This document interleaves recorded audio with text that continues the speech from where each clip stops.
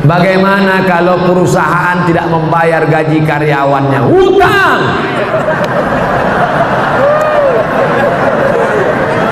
Kalau aku berhutang pada satu orang saudaraku, nanti ku cari engkau di padang mahsyar, insya Allah jumpa kita. Tapi kalau yang aku berhutang kepada karyawan 1000 orang, wahai perusahaan-perusahaan, kau bayarlah sekarang, daripada kau cari mereka di akhirat nanti. Sedangkan di Sumatera aja payah mencarinya, apalagi di padang mahsyar. Hai pimpinan perusahaan-perusahaan, hai manajer-manajer, hai GM. Yang Ustaz tunjuk ini siapa? Kamera. Mana tahu kebetulan dia nonton streaming. Bayar hutang, bayar. Al-wa'du dain, janji adalah hutang, dan hutang akan diminta pertanggungjawaban di hadapan Allah. Sekecil apa hutangmu? Faman ya'mal mithqala dzarratin khairan yara. Hutang sebesar biji sawi akan dituntut di hadapan Allah Subhanahu wa taala. Bapak Ibu calon jamaah haji, sebelum berangkat bayar hutang-hutang. Bapak nangis kenapa? Hutang saya banyak Pak Ustaz. Tapi Bapak kaya, masa nggak sanggup bayar hutang? Bukan nggak sanggup bayar, orangnya nggak tahu di mana Pak Ustaz. Hutang apa? Dulu waktu sekolah makan bakwan 3 bayar 1.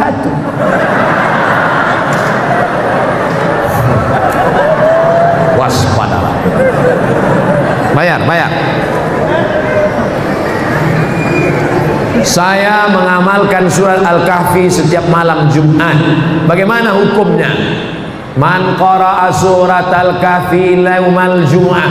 Siapa yang baca surat Al-Kahfi malam Jumat, pagi Jumat, sore Jumat, siang Jumat, dari mulai habis maghrib, sore Kamis, malam Jumat, sampai habis asar, sampai menjelang maghrib hari Jumat, baca surat Al-Kahfi. Allah lahu min nur. Dia dapat cahaya. Dengan cahaya itu dia bisa membedakan mana hak, mana hoax. Mana hak, mana hoax, mana hoax, mana hak. Kita malam ini bisa membedakan mana orang, mana tiang, mana orang, gara-gara apa? Gara-gara cahaya, bukan gara-gara mata. Coba matikan lampu semua, buka mata lebar-lebar. Bisa melihat. Kita bisa melihat bukan karena mata, tapi karena cahaya. Makanya ada orang buta tapi hafal Quran. Kenapa? Matanya tertutup tapi hatinya terang. Nur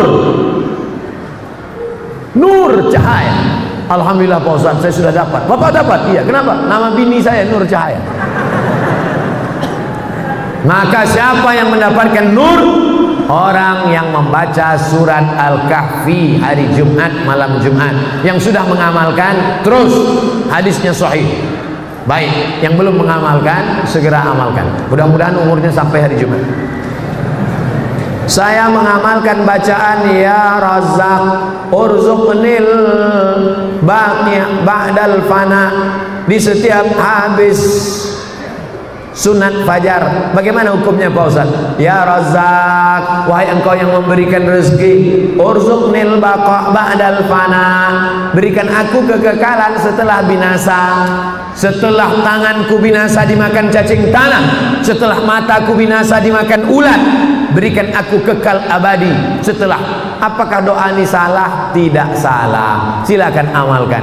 Ya Razzaq, wahai engkau yang memberi rezeki, wahai engkau yang memberi rezeki, urzuqnil baqa' ba'dal fana, berikanlah aku kekal setelah binasa. Binasa dunia tapi aku tidak binasa. Selama doa itu tidak salah menurut akidah, maka tidak salah diamalkan. Tapi kalau diajarkan doa, wahai penjaga laut, penjaga sungai, penjaga pohon kayu, datanglah, datang, itu doa manggil hantu. Nanti pas setelah itu hantunya datang, what can I do for you? Syukron kasiran Ustaz, afwan. Kalau ada orang menyebut syukran, terima kasih, jawabannya afwan. Menurut Ustaz, jamaah tabligh itu baik apa tak baik? Entah. Ada orang kampung saya punya meja biliar bola sodok. musik keras. Pergi saya ke Mesir kuliah, pulang saya kuliah, saya sholat di masjid, saya jadi makmum.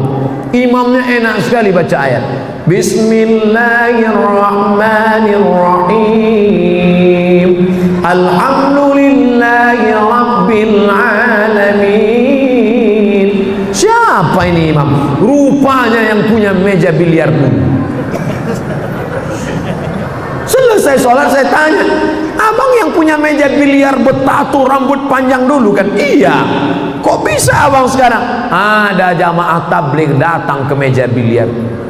Selama ini ustadz cuma di masjid saja, ustadz tidak pernah mengajar kami sholat. Jamaah tabligh datang, kami marah-marah, jamaah tabligh pergi keluar, nanti ku pukul kepala. Besok dia datang lagi, sampai akhirnya kami muak, akhirnya kami ikut dia ke masjid. Ustadz Somad berceramah di masjid. Ustadz Somad tidak pernah ceramah di meja biliar. Siapa yang membuat preman-preman tengik tobat? Siapa yang membuat orang-orang di parkir tobat? Nih jamaah tabligh. Kira-kira jamaah tabligh ini baik apa tak baik? Yang bilang bukan saya. Saya cuma nanya aja. Jadi kalau ada orang mengatakan jamaah tabligh tidak baik, kenapa jamaah tabligh tidak baik? Karena jamaah tabligh pakai sorban, Nabi Muhammad pakai sorban. Jamaah tabligh tidak baik, kenapa? Karena jamaah baik pakai jenggot, Nabi Muhammad pakai jenggot. Jamaah tabligh tidak baik, kenapa? Karena jamaah tabligh mengetuk pintu rumah ngajak sholat. Itu yang dilakukan Nabi Muhammad. Assalamualaikum, ayo sholat. Ustaz Somad kenapa enggak melakukan ini? Saya takut. Orang jamaah tabligh tak ada takutnya. Assalamualaikum Pak Haji, ayo ke masjid Pak Haji. Jangan ajak-ajak saya, kau belum lahir aku udah haji. Besok dia datang lagi. Assalamualaikum Pak Haji. Waalaikumsalam. Ayo ke masjid Pak Haji. Jangan ajak saya. Saya sholat di Masjidil Haram 1 rakaat, catatannya 100.000 rakaat. Udah penuh amal saya. Saya udah sedikit lagi masuk surga. Jangan ajak saya. Besok dia datang lagi. Lama-lama Pak Haji bosan, udah kumat jantung. Ayolah. Nih jamaah tabligh. Kira-kira jamaah tabligh ini baik apa tak baik? Udah 2 kali kutanya. Saya punya keluarga. Ini panjang ini. Ini tak pertanyaan tak curhat. Saya punya keluarga. Oke, saya paham. Mempunyai sebidang tanah. Oke. 20 kali 15 meter. Ya. Namun tanah kami dikuasai tanpa hak oleh tetangga kami. Oke, jelas. Dengan ukuran lebar 7 meter. Pertanyaan saya, apakah orang yang mengambil hak tanah kami berdosa hingga akhirat? Qaidah sibrin, sejengkal kau ambil, sejengkal kau ambil, quyida, dililitkan ke lehermu 7 aradin, 7 lapis. Sejengkal kau ambil 7 lapis tanah melilit lehermu. Apalagi 7 meter? Apakah keluarga anak menantu turut berdosa karena mengetahui bahwa orang tuanya telah mengambil? Ya, yang tak tahu malam ini ku beritahu. Yang pura-pura tak tahu, tak mau tahu, aku kasih tahu. Andai tanah ustadz yang dibuat orang begini, apa tindakan ustadz? Ku lapor ke Pak Kapolres. Ada orang ngejek-ngejek saya. Ngejek-ngejek saya di internet, foto saya di model-modelnya, disangkanya saya Ustadz Somad itu baik, maafkan. Dah Ustadz, ini ada orang ngejek Ustadz, kita BAP ke Polda. Berapa tahun? 4 tahun, tenggelam kan? Kan macam-macam. Apa gunanya di sebelah kanan Pak Kapolres, di sebelah kiri Pak Dandim, ya kan? Kita jalan sama Pak Wakil Gubernur, ada Pak Bupati, inilah masanya. Main kan?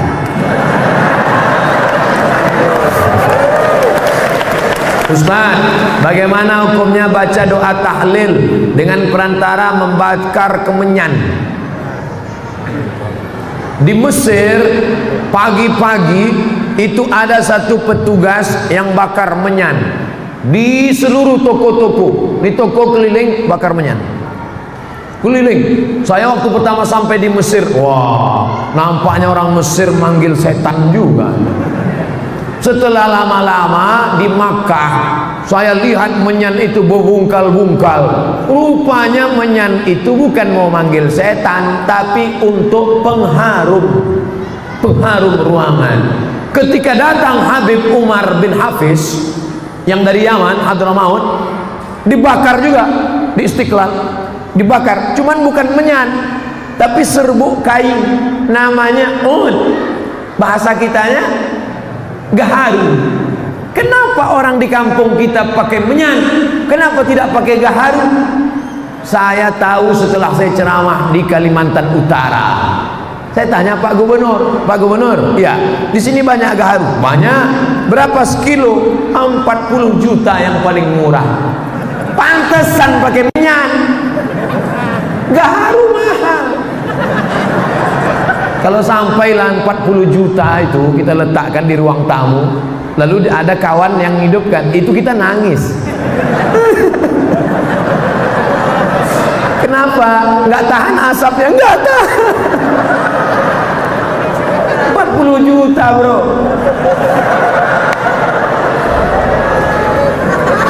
Jadi kalau di majelis Habib, majelis maulid, sebelum doa baca itu untuk mengharum ruangan, karena dengan harumnya ruangan malaikat-malaikat suka. Tapi kalau di ruangan itu bau busuk, man akala basolan, siapa yang makan bawang merah, makan bawang putih, malaikat tidak mau masuk. Kenapa? Malaikat tak tahan mencium. Malaikat apalagi jengkol sama petai. Tapi kalau gosok gigi dulu boleh. Jadi kalau ada orang membakar menyan, membakar gaharu, tujuannya untuk mengharumkan ruangan, tidak apa-apa. Tapi kalau dianggapnya asap inilah yang membawa ke alam apalah, nah ini tak betul, berarti keyakinannya tidak benar. Jadi kalau ada nanti orang bakar, tanya dulu, ini bakar untuk apa? Untuk mengharum ruangan. Dengan harumnya ini, kan harum gak perlu lagi. Masjid kita ada pakai pengharum ruangan.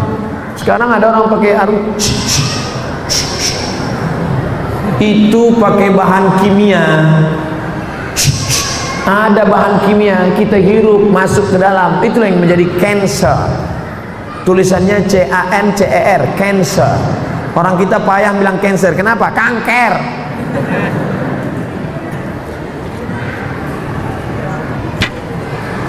Bagaimana mengajar suami untuk selalu ke tempat majelis sementara beliau seorang mu'allab? Doa pun kami sebagai istri sudah mendoakan Pak Ustadz. Ini kekeliruan sebagian istri-istri. Hai istri-istri, kalian banyak keliru menghadapi suami. Setelah kalian ngaji, lalu setelah itu kalian pulang ke rumah, suami kalian ceramah. Hai suami, sini sebentar. Assalamualaikum warahmatullahi wabarakatuh. Hai suami, bukan begitu caranya. Bahannya dari mulut ibu, tapi pakai lidah wali. Perempuan punya wali 6. Abang, wali perempuan ada 6. Ayah, kakek, abang, adik, abang ayah, adik ayah. 6 wali kalian bu. Lapor ke wali, nanti wali yang menasehati dia. Menantuku, adik iparku, sini sebentar. Begitu. Makanya laki-laki mesti ngerti. Nanti kalau abang ipar kalian menasehati, itu bukan dia intervensi. Jangan kamu ngomong, Pak, ini keluarga kami, jangan intervensi kami. Nah, ini nggak ngerti keluarga. Ibu tetap berdoa, kami juga nanti di akhir majelis tetap mendoakan, mudah-mudahan suami-suami ibu menjadi suami-suami yang baik-baik semua. Ahlan wa sahlan Ustadz di kota Pala, Fakfak. Semoga Allah senantiasa memberikan kesehatan dan keselamatan. Amin. Bagaimana hukumnya orang tua menolak pinangan laki-laki disebabkan karena keturunannya, padahal laki-laki tersebut baik agamanya? Hai para jomblo-jomblo, tenang, Allah bersama kalian. Takbir, kuat takbir jomblo. Hai bapak-bapak, hai ibu-ibu yang punya anak gadis, dengar baik-baik. Idza ja'akum man tardawna dinahu, kalau datang kepadamu laki-laki baik agamanya wa khuluquhu, baik akhlaknya, baik agamanya, baik akhlaknya. Dua saja, jangan kau cari macam-macam, dua saja, baik agamanya, baik akhlaknya. Fazawwijuhu, nikahkan dia dengan anak gadismu, nikahkan dia dengan adikmu, nikahkan dia dengan cucumu. Illa taf'alu, kalau itu tidak kau lakukan, takun fitnatun fil ardi wa fasadun arid, akan terjadi fitnah yang besar. Kalau mahar mahal, maka zina murah. Maka kalau datang nanti anak lajang ini meminang anak gadismu, meminang adikmu, meminang cucumu, baik agamanya, baik akhlaknya, nikahkan. Siap? Yang bilang siap itu yang punya anak gadis, bukan yang mau minang.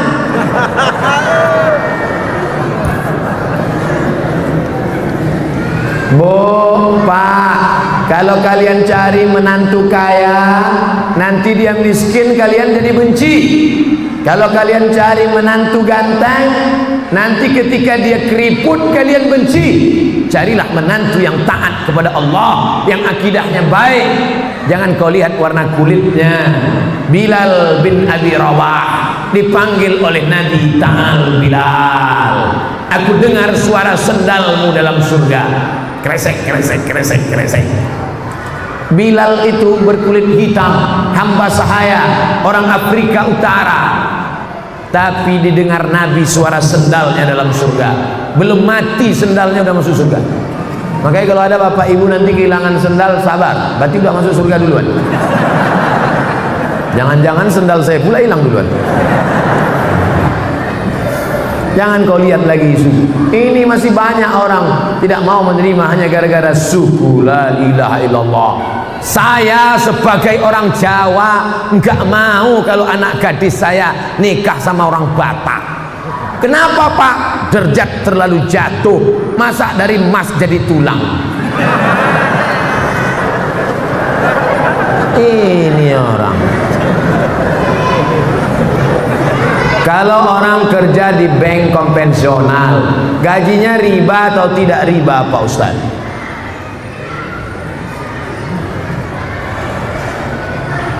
La'anallahu akilar riba.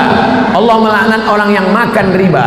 Wa mukilahu, orang yang mewakilkan, orang yang dibeli, orang yang diberi. Yang pertama yang makan, yang kedua yang diberi.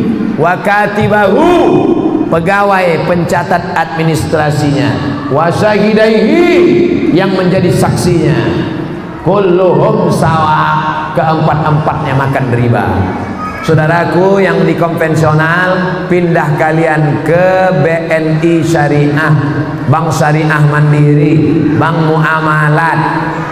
Gak bisa Pak Ustadz, belum ada. Oke, mudarat boleh. Darurat tingkat tinggi. Ustadz, kalau saya keluar dari sini, istri saya sedang hamil tua, motor saya masih kredit rumah. Stop, jangan cerita, aku tak tahan mendengar. Oke, kerja aja situ sampai dapat kerja yang lain. Nanti kalau sudah dapat kerja lain, resign dari situ. Ustaz, bagaimana batas-batas wanita berhias keluar rumah, pakai make up? Banyak perempuan sekarang mukanya putih, tangannya hitam.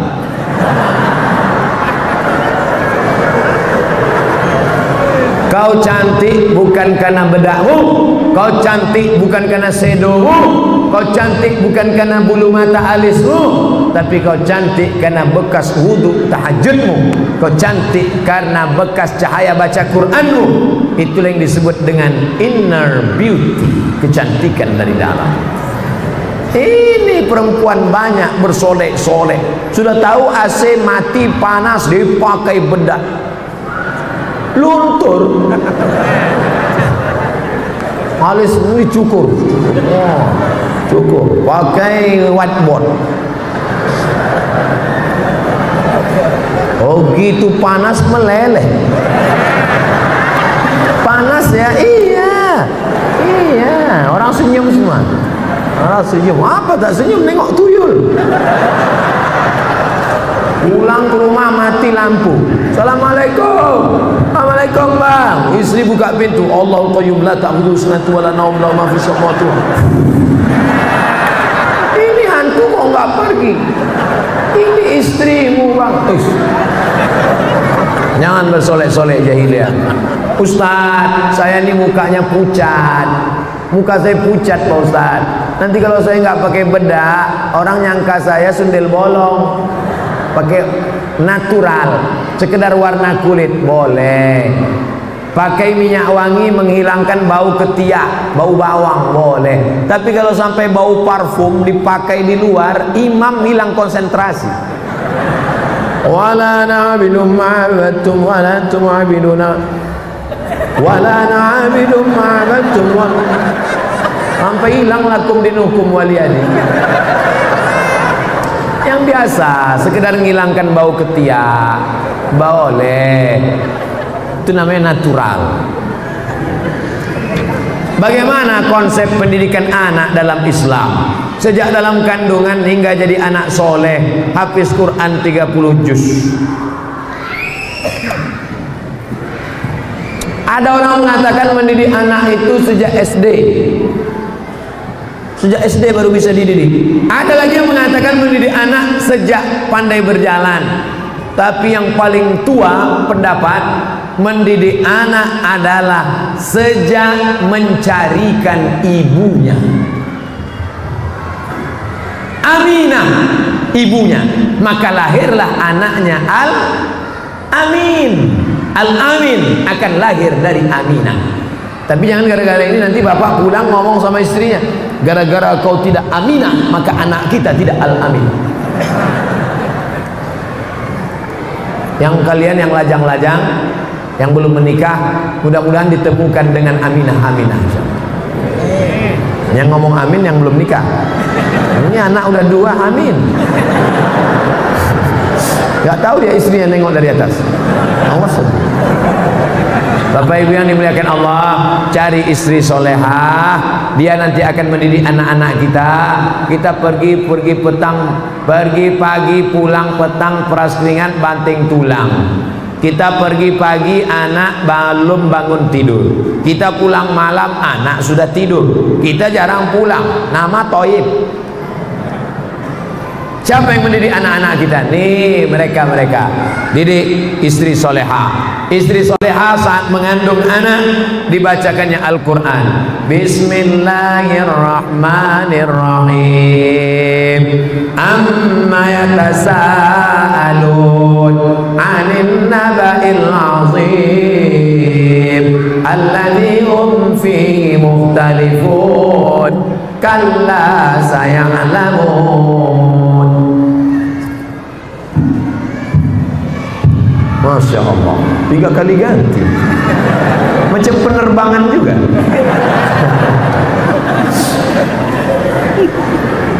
Istrinya soleha. Istri soleha tadi waktu hamil banyak-banyak baca ayat. Saya yakin dan percaya ini dulu pasti ibunya waktu dalam kandungan banyak-banyak sholawat. Pasti anak-anak ini yang datang mendengar pengajian ini, pasti ibunya waktu hamil dulu baca ayat. Karena kalau dia tak baca ayat, pasti anaknya lompat-lompat. Karena emaknya nyanyi kucing garong keong racun.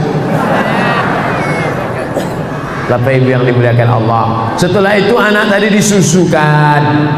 Sekarang banyak anak-anak meluk kaleng, susu sama kaleng, susukan sama ibunya. Setelah itu kemudian dimasukkan sekolah agama, bawa pengajian. Kemarin saya pergi ke hotel, kebetulan di hotel itu tinggal anak MTQ dari Kabupaten Bengkalis, Riau, umur 8 tahun, hafal Quran 30 juz. 8 tahun, cari di internet, namanya An-Nisa Zahra dari Riau. Saya tanya kakeknya, "Kek, ini gimana dia bisa hafal Quran umur 8 tahun?" Sejak kecil di kamarnya non-stop 24 jam MP3 Al-Quran. Jadi bapak ibu nanti pulang dari sini lagu-lagu dangdut, Cinta Satu Malam, Kabikaci Kabigam, Kuc-kuc Kotahe, campakkan ke laut. Jangan rusak laut, nanti dimakan ikan hiu pula, bakar. Alhamdulillah Pak Ustaz, semua CD-CD lagu dangdut udah saya sodakohkan. Jangan, mengalir dosanya. Balik dari sini, lagu-lagu dangdut bakar, robah dengan MP3 Al-Quran. Bagaimana jika niat pakai cadar tapi dilarang orang tua karena takut lulus kuliah tak dapat kerja? Yang nyuruh pakai cadar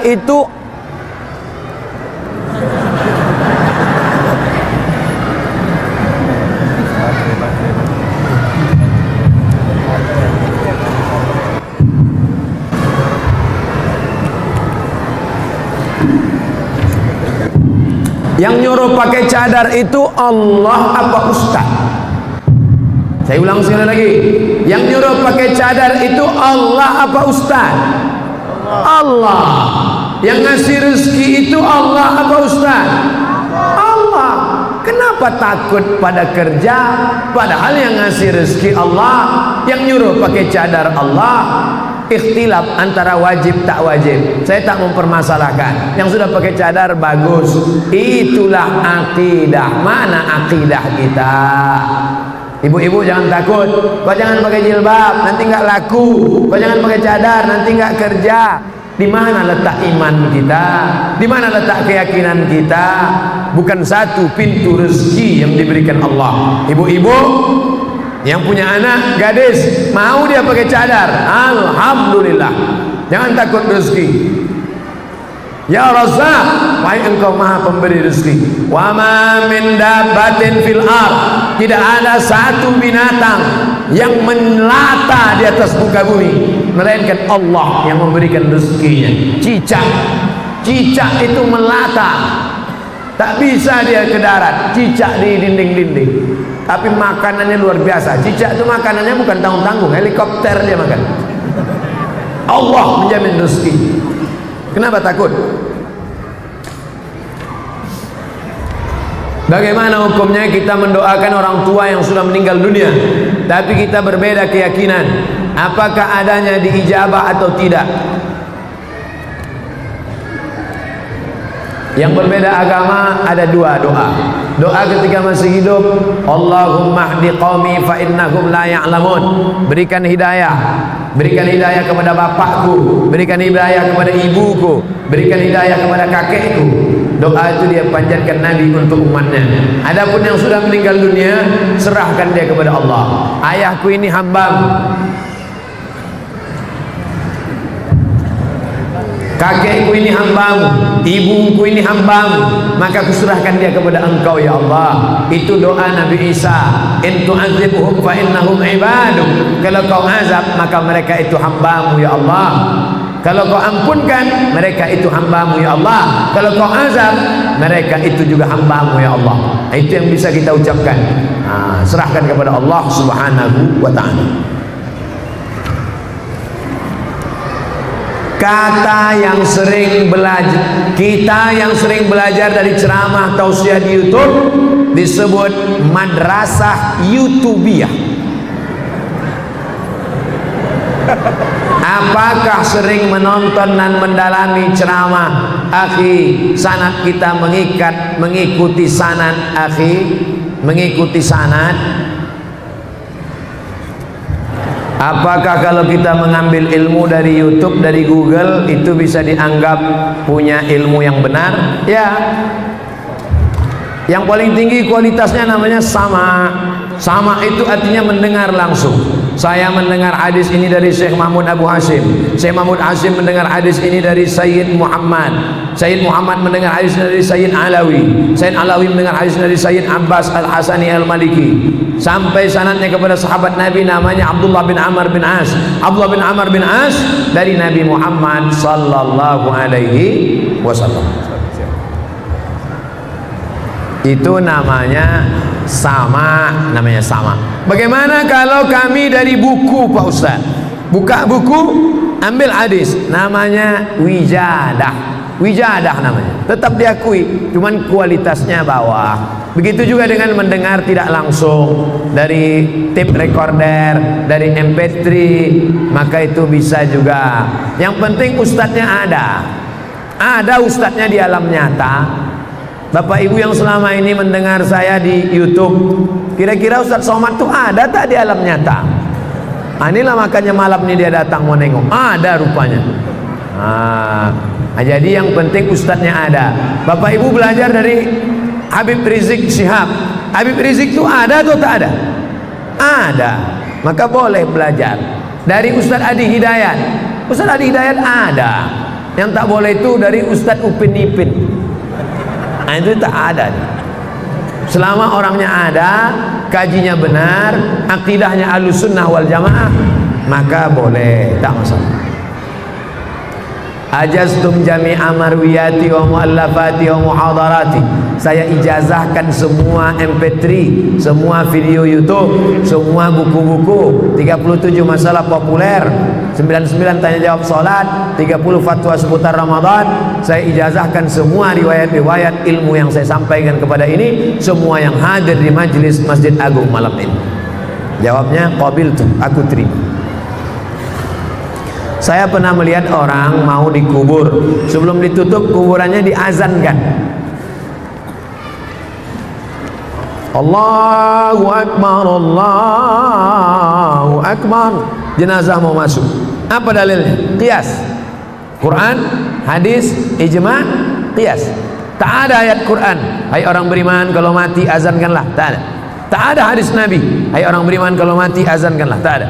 Tak ada ijma' ulama, tapi qiyas ada. Mana qiyasnya? Lahirnya diazankan, maka matinya pun di sebahagian mazhab Syafi'i. Kalau ada yang buat jangan salahkan.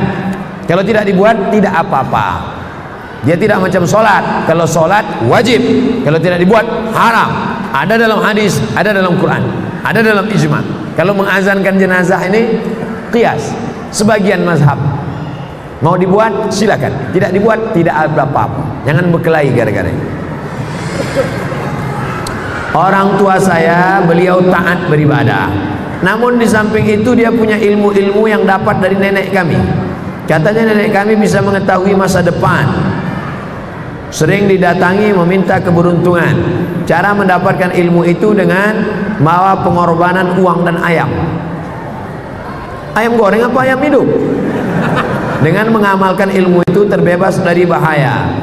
Dan yang anehnya Ustadz, perantara berdoa yaitu makhluk yang disebut amin. Apakah ilmu? Ini ilmu nenek moyang zaman dulu biasanya berteman dengan jin. Dulu jin itu berteman dengan nenek kita. Setelah nenek kita meninggal, dia datang ke bapak kita. Setelah bapak kita meninggal, dia mau datang ke saya. Ketika kita sedang berzikir, tiba-tiba dia datang. Hai Abdul Somad, aku adalah kawan nenekmu dulu. Apakah boleh kita berteman? Tidak. Temanku sudah banyak di fak-fak. Jangan berteman dengan jin. Buka surat Al-Jin juz 29. Fariqum minal insi, ada sebagian manusia ya'uduna birijalin minal jinni, mereka minta kepada jin, fazaduhum rahaqa, maka rusak akidah mereka. Akidah, jangan berteman dengan jin, putuskan hubungan dengan jin. Kertas terakhir, Bapak Ustadz yang kami hormati, sesuai sabda Rasulullah bersabda, barang siapa sholat atas jenazah sampai 3 shaf, maka si mayit masuk surga. Imam Tirmizi. Yang dipertanyakan, jika seorang dalam hidupnya setiap hari kegiatan rutinnya mabuk, judi, mencuri, merampok, dan selalu buat onar sehari-hari, lalu kemudian dibuat 3 shaf, apakah dia masuk surga? Dia masuk surga.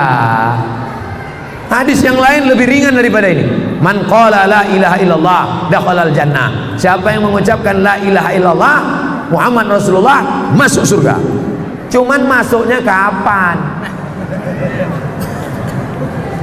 Dia berjudi, dia obok-obok dulu di neraka. Dia berzina, dia obok-obok dulu di neraka. Nanti ujung-ujungnya masuk surga. Hadis model seperti ini namanya hadis targhib wa tarhib, memberi motivasi supaya kita rajin melaksanakan sholat jenazah, supaya rajin la ilaha illallah. Kita mau bersihkan dari narkoba, bersihkan dari zalim, supaya kita masuk surga tapi tidak singgah di neraka. Allahumma ajirna minan nar, Allahumma ajirna minan nar, Allahumma ajirna minan nar wa qina azaban nar. Amin ya rabbal alamin. jam 21.59.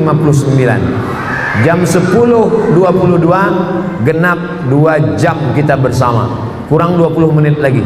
Berarti kita sudah bersama 2 jam kurang 20 menit. Sejam setengah lah itu Pak Ustaz, terserahlah. Yang penting kebersamaan kita malam ini mudah-mudahan bernilai amal soleh.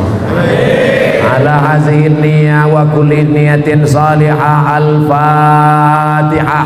A'udzu billahi minasyaitonir rajim. Bismillahirrahmanirrahim. Alhamdulillahirabbil alamin. Arrahmanir rahim. Maliki yaumiddin. Iyyaka na'budu wa iyyaka nasta'in. Ihdinas shiratal mustaqim. Shiratal ladzina an'amta 'alaihim ghairil maghdubi 'alaihim waladdallin. Amin. Allahumma inna nas'aluka salamatan fid din. Selamatkan akidah kami dan anak keluarga kami ya Allah. Wa afiatan fil jasad. Sehatkan badan kami.